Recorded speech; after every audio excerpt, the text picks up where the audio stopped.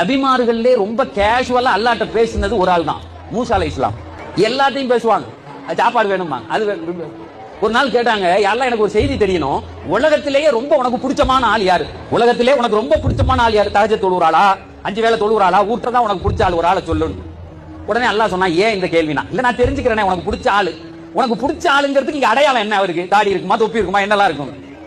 உடனே அல்லாஹ் சொன்னா, எனக்கு பிடிச்ச ஆளை நீ தெரியணும் அப்படின்னு சொன்னா அவருக்கு நான் ஒரு பொம்பளை பிள்ளைய கொடுத்திருப்பேன், ஒரு பொம்பளை பிள்ளைய கொடுத்திருப்பேன்.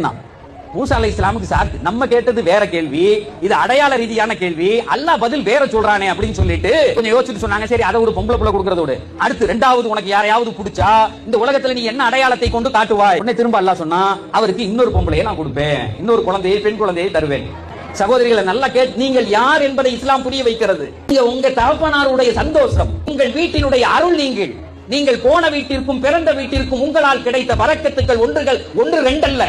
நீங்க உங்க கணவன்டையும் உங்க தகப்பனார்ட்டையும் சொல்லணும், நாங்கள் இறைவனின் அருள், என்னை வச்சுதாங்க நீ வாழ்றேன்னு சொல்லணும். சரின்னு பார்த்தாங்க, சரி அல்லாஹ் இது என்ன சோதனையாவே போகுது, 1க்கு 2 பொண்ணு கொடுப்பேன், சரி விடு, இப்ப அதை பத்தி பேச்சு இல்ல, 3வது ஒருத்தரை பிடிச்சிருச்சுன்னா என்ன செய்வேன். எல்லாம் சொன்னா 3வது ஒரு பொம்பளை பிள்ளையை கொடுப்பேன். மூசா அலைஹிஸ்ஸலாமுக்கே கொஞ்சம் ஜெர்க் ஆயிடுச்சு.